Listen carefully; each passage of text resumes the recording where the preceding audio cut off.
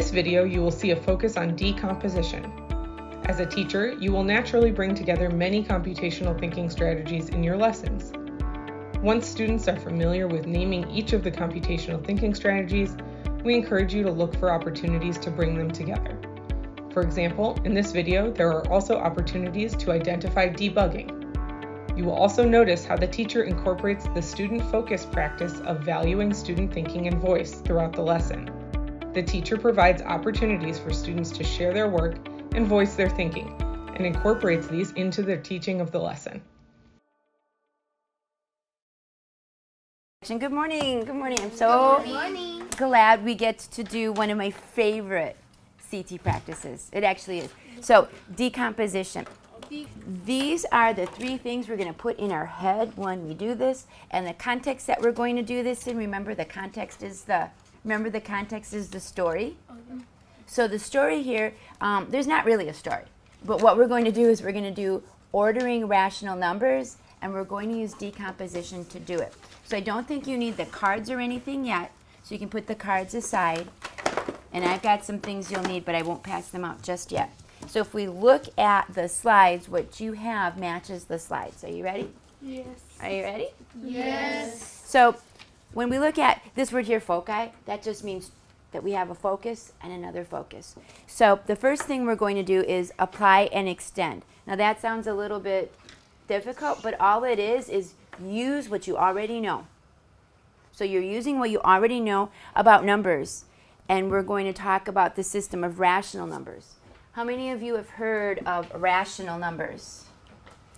Ruby, have you heard of rational numbers? No. Okay. Have you? It's numbers that can be used in forms, like different forms.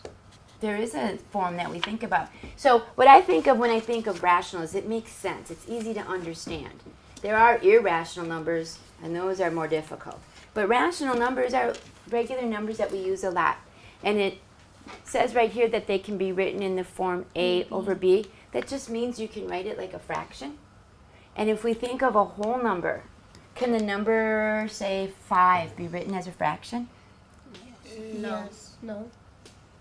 It depends if it's 5 or 5. Well,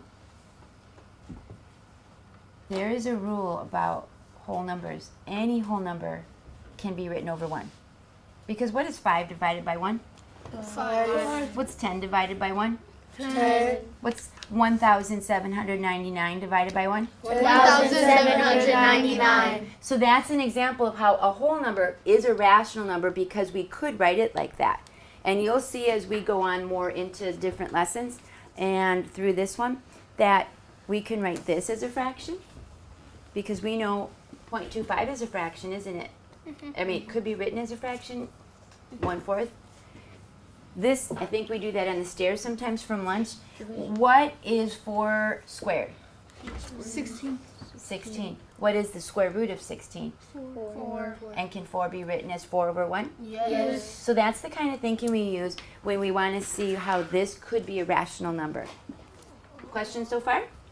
No. All right. So all we're going to do is just know about the numbers we normally use and use that to do the exercise. And here it says we need to understand the ordering and the absolute value of rational numbers. Now, we don't have absolute value today because that's just a little bit more than we need to do in 6th grade. But we are going to order them. What does it mean when we order things? Like in a story, we've ordered events. In history, we order things on a timeline. What does that mean? Jackie? Organize. Organize. How do we organize it? Like planning it. Say it again. Planning it. Okay, so we do planning when we organize. And Daniel, you did a timeline out there, right? Yeah. So how did you plan your organization? I found my organization by looking in the different modules and looking at the next years. Like I organized them by the same year but different. Okay, so the first years and the years that came later. Yeah. What did you want to say, Jackie? I organize mine by the dates. By the dates? So remember what a timeline looks like, right? Yes. Can you pretend you are a number line? Okay. So when we talk about breaking something down, we're going to break down a number line. All right, so everybody, you don't want to hit each other, but this is your number line. Let's break it down. Your head is 0. Okay. What kind of numbers come after the 0? Think of ST math. One. What kind of numbers are those? Single. Wait. So after 0, the first number is 1, and then 2, and then 3. And then 4 and then 5. And what kind of numbers are those? Whole numbers. What's the difference between after 0 and before 0? Do you know about the numbers before 0? Yeah. Negative. Negative. So when you're thinking of ST math, do you in your mind break down that number line between what goes before 0 and what goes after 0? Yes. So that is one way of breaking a complex, can we say story again? A complex story into smaller parts that are easier to address. To address just means work with them, figure them out. Let's go over this and then we can dive into the ordering the numbers.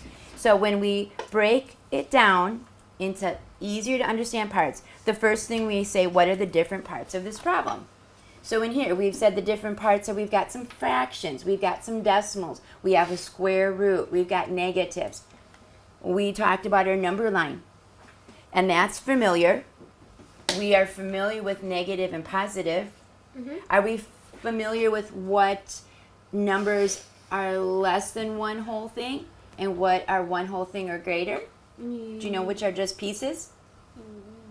Which number up there is just a piece of something? It's not a whole thing yet. Shout it out. 8.225. I see 8 whole pieces in there. But there's one that I see that there's not a whole piece at all. Negative. 3/5. 3/5. And 3/5 there's not a whole piece at all. So that's another thing that we might look at to see when we're looking at parts. Can we arrange numbers that are less than 1 or greater than 1? This is my favorite part. Does anybody want to read this or should I read it? Go ahead, Daniel. Is there more than one way I could break this problem into parts? And so that's why it's good that you're at these tables so we can see if you have different strategies. So the first thing we're going to do is we're going to look at what we have to work with. Similar. So we're ordering them, and we are ordering them from least to greatest. If I go to the number line, and you're looking at me and I'm the number line, my head is 0, tell me where the smaller numbers are. Tell me to wiggle this. So this is smaller numbers? Yeah. Yes. And then what are these numbers? Greater. Okay, and if we break down the number line and my head is 0, what happens if I would take the number line and fold it up? Do we see any similarities? What do you mean by equal? If this hand is 7, what would this hand be? 7. It's on this side though, so what kind of 7? Negative. Negative 7. If my elbow's if this is -3, what is this elbow? Negative 3. No, 3. If this shoulder is 1/2, what is this shoulder? Negative 1/2. Okay, so again, we're breaking it apart and we're looking at where we can put things. Almost like if you had your silverware in a drawer, you don't dump it all together, you break it apart and put it in different sections. Does that make sense? All right, so how do you feel about these numbers? Do you notice anything you want to ask about before we start? These numbers are the same as up there. What do you notice that you want to ask about? I see a pattern in all of them. Oh, you see a pattern already. What is the pattern that you see? They all got 3. They all have a 3 in them. Do you think that's going to make it easier or harder to put them in order? Harder. Easy. Like in the middle. Harder. Easy. And you all have different opinions. We'll see how it turns out, okay? How can we use what you notice to help you with the task? So we notice that they all have 3s. Is that going to help us, or do we look for other things that will help us? We're looking Other for things. the other parts. Too. So we're already breaking the numbers down, aren't we? Yeah. We are breaking it apart because we might not look at the 3s right away. So if we break it apart, what do you see here? 5. 5.5. That's 0.5. If we break this apart, what do you see? 5.8. If we break this apart, 2.5. 3.3. 1/3. good. Now I'm going to look back here. Are there any parts that are familiar? Are you familiar with another way to say 0.5? So I'm going to break this apart. Here's my head. Here's my numbers. Dang, your arms are not that long. What did you say? What did you say is special about these numbers? Negative. The negatives And positive. and the positives. That's my favorite. What? Okay. So if I'm talking about 0.5, which little part do I want to use of the number line? This one or that one? That one. The positives, because there's no negative on it. The middle? Oh no. Positive. So you agree with her? Okay. So I'm going to say this is 5. And I'm going to write it like that because if that was money, that is how I would write it. $5. $5. You got 50 cents. Let's break this number down. What does this mean if we look at only this part? What kind of money pieces would those be? $. Dollars. If I write this and I break this down, Cents. 50 cents. how many dollars do I have? 50 cents. What was my question? You said how many dollars? Zero. I have $0. You only have cents. Are these in the wrong order or the right order? Right. The right order. Okay. So now I'm going Like 50 cents. to focus in on just one part. When I break it down, I'm not looking at everything at once because I might look at that and say, I don't know, they're all 3. But if I just look at one piece at a time, and I take this and get rid of this, is there another way, think of what you're familiar with, is there another way to say 0.5? You said you don't have any dollars. How much of a dollar do you have? 50 cents. 50. Right? And how much of a dollar Half. is that? It is half a dollar. See, I knew that you knew that, right? So if we say that this is also familiar to us as 1/2, could that help us in any way if we're working with other kinds of numbers? Yes. If I say I'm talking about this as 1/2, That's gonna be greater. tell me a letter that has a number that could be friends with 1/2 because they're very similar the way they're written. They would work well together. Is it B? Wait, no. Is it C? D. Is it D? No. Yeah, E. Let's go back to that. And then we're going to move into ordering. But the biggest thing here is if we're looking at different parts of the problem, we have to figure out the parts that we're not familiar with yet and become familiar with them because that way we know how we're going to break them apart. And a lot of times when you break things apart, don't we break them apart? 6th graders with 6th graders, 5th graders with 5th graders, 7th graders with 7th graders. We put things together that are similar. Yes. You have been doing this. Since 5th grade. Well, you've been doing this on your quizzes every week. Oh, yeah. What's the missing yeah. form? Decimal. Mm-hmm. Can I move from 1/5 to a decimal? Yes. No. Never? Yes. Oh yeah, you can. Let me ask you this. 0.5. And you can add a 0 0.2. after. 0. Wait. Yeah, 0. What is this? What does this mean? Dividing. Oh, dividing. So I forgot about that. when I do 1 divided by 5, that's what I get. All right? Now, the good thing is you're working in groups. So if one person remembers one part and the other person remembers the other part, you can put it together and you don't have to stress out. All right? So if we look at what we've noticed so far, we have noticed that some are decimals and some are fractions. How can you use what you noticed to help you with this task? We want apples and apples, not apples and oranges, right? So your job is to, first of all, get in groups. So let's take a few minutes and let's see how you are going to think about this to put these in order, the smallest value to the largest value. And then you also, I'm going to ask you one thing though. Actually, I'm not going to ask you, I'm going to tell you. You don't do what they're doing by looking and listening, and you don't do what they're doing by looking and listening. You each try to see what your own strategies are, all right?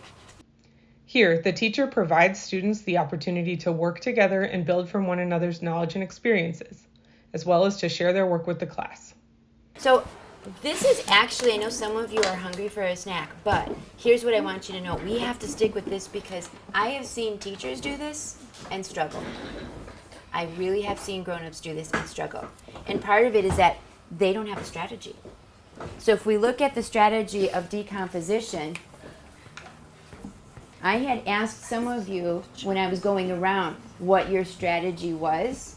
And so now what I'd like you to do is figure out who from your group can speak, what did you do to break the task down into smaller parts, and how else could you have done it. Let's start with the first group talking about how they broke it down.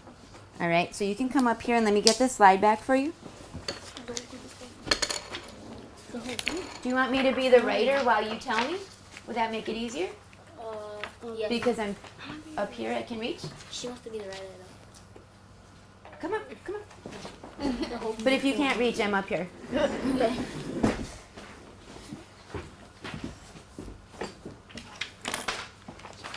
So again, your question is, how did you use breaking these numbers apart? So first we started off with this number because it looked the smallest out of all of them. And Wait, which number?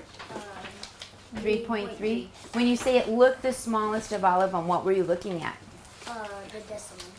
Behind the decimal. So you were looking behind the decimal. Can I do this? Put the decimal back there. Okay. Good idea. When you broke it apart, did you just get rid of the other part in your head for a while? Oh yeah. Just to, how you did it, you just threw away the 3 for a little bit, and then you added the 0 instead of the 3, and then put the decimal, and then the 5, and then the 0. And we did that and found out that this was smaller than 3.5. So you thought of this like this? I'm sorry, I'm writing for you. Is that bad? You want to come and move my arm for me like I'm a puppet? No? Okay. You know what? I'm going to do one thing real quick. I don't like when my zeros look like 6s, and that happens a lot. I should have let Ruby write. Whoa. Ruby. There. Okay. So I like that. I like that you broke it apart, and I like that Annalise said just for a while. You just didn't think of it for a while. Good. Then what did you do? Because now what's going on? We figured out that B was the smallest, so we put it over there. How do you know it's the smallest of all of them, or the smallest between A and D? Between A and D. Okay. So it sounds like you even broke some of the numbers apart by how they started out. Mm-hmm. Good. And then Can I do this? Okay. And then for 3.5, you already told us how to break down that one, so we knew it was going to be after 3.3. Okay. And then, because in class, when you teach us, you told us that these numbers right here are smaller than these numbers right here. So you From the fractions right here. look at you breaking it apart. That one is smaller than that. Because you gave us the fraction cards and we saw that. So when you say you saw that, are you remembering what 5/8 looks like? Yes. Does it look like more than, equal to, or less than half? Less than. Wait, equal to.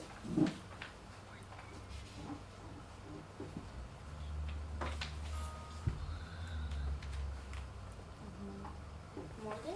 Thank you, Ruby. Yeah. So you looked at that and you saw it was more than. And then 1/3 is 1/3 more or less than half. And then for C, we knew it was automatically going to be next because this one is smaller, like I said. So you want to put those in order how you have it? You want me to do it, Ruby, or do you want to do it? Okay. So you said B, you thought that came, oops, wait. I didn't do the way your strategy was. You said we're just going to, for now, Locking the 3. we're just not looking at that. So you said, oops, Because all of them have 3 as their whole numbers.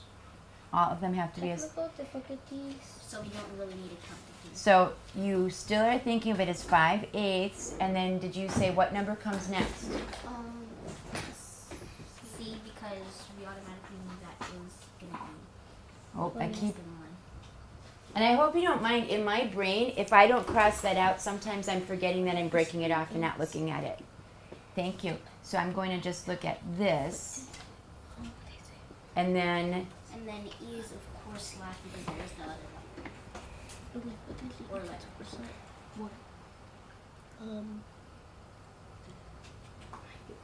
Okay.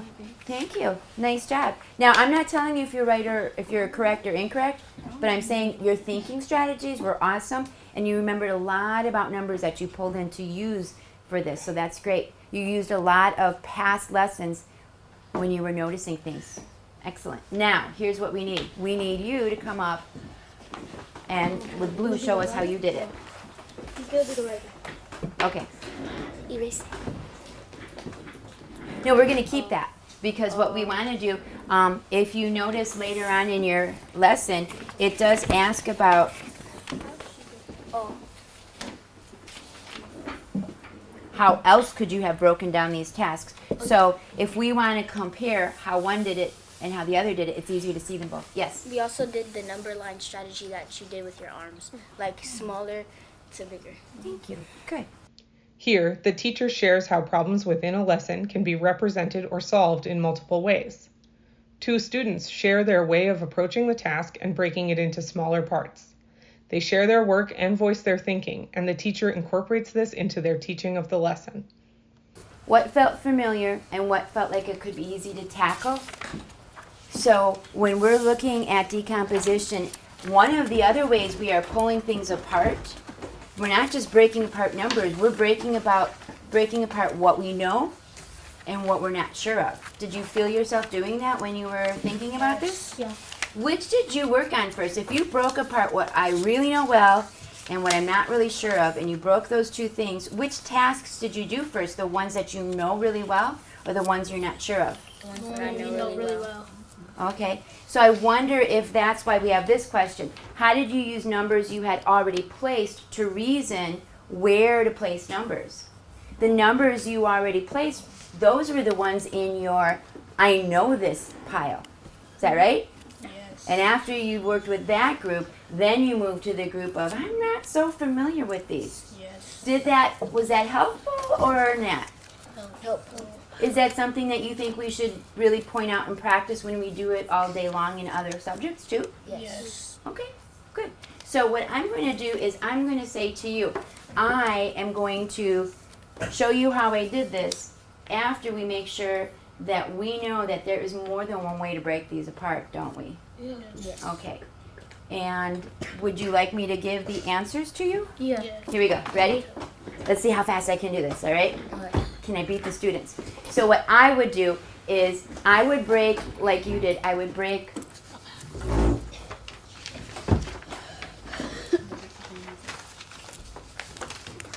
off that 3 just like you did. That was a good strategy. Now I'm going to break out what I really know and do those first. And I really know that this is 1/2.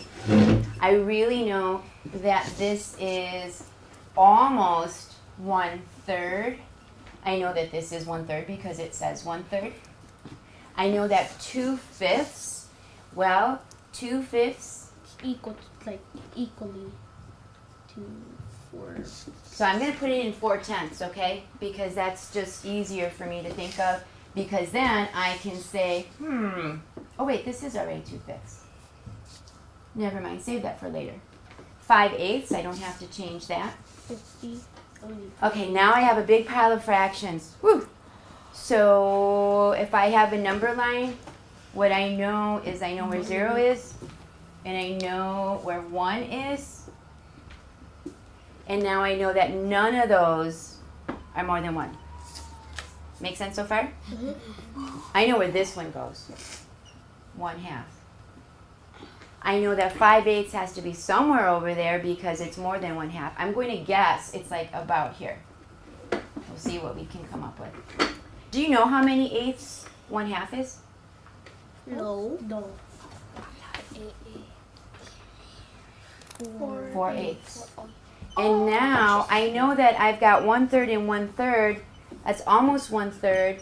Is 3.3, is that, do you think, a little bit more Yeah. than 1/3? No. So whatever I'm doing, I have to say that those two are going to be really close, right? Yeah. So what if I estimate I've got 1/3 and then I've got the almost 1/3, because that's one of those numbers that it just keeps going on and on. Partially equally to 1/3. Right, which that's those numbers that have the bars at the top. Yeah. So you know what? I need to break this apart again. Do you know what I need to break apart? What I already used. I used that, I used that, I used that, and I used that. So Now that I took those out and put them in a separate little pile, I see the one that I have left. 2/5. 2/5. Let me see my strategy. Are there any parts that are familiar? I am familiar with the fact that 2/5, we said it was 4/10, and 4/10 is less than 1/2. So it's going to go somewhere over here, right? Do you think it's pretty close to 1/2? Yes. Yeah. So what I would do, if I was going to keep doing this all the way, I would make common denominators and figure that out. But I'm going to tell you something else. What I'd really like to do is pull out my calculator and divide 5 by 8, divide 2 by 5, and divide 1 by 3. And I would like to do this a different way in decimals. And then I could compare the two and see which I came up with. And then I might even say, you know what? The next time I'm going to use the easier strategy first. So what do you think about that? Yes. Are you okay with waiting till lunchtime for me to figure out exactly where 4/10 goes? No. You're not? Well, you're going to have to wait, and guess what? The girls are going to remind me so I don't forget. Okay. All right? So this is one we're going to go over again and again because it's not that easy to use. But when you use it, you'll realize that you do sometimes use it without giving it a name. Especially that thing of, I'm going to go with the easy before the hard. So what do you think about this strategy? Do you like it? Yeah. Yes. Thumbs up? What about this? Thumbs up is, oh my gosh, I could take a test on it. Middle is, we could do a few more of these. And thumbs down is, I need another strategy because I don't know what's going on. Okay, I am actually like this. All right? So this is good because those of you who are like this, you're going to help us with this, okay? Woo, you did it. Okay. As you plan to frame, prompt, and highlight computational thinking within your lessons, consider the following questions. What are some strategies my students could use to solve the problems in this lesson? How might a CT strategy already be part of or add to those strategies? How might I recognize when I see my students using a CT strategy? How might I identify when it would be helpful to prompt a student to use CT?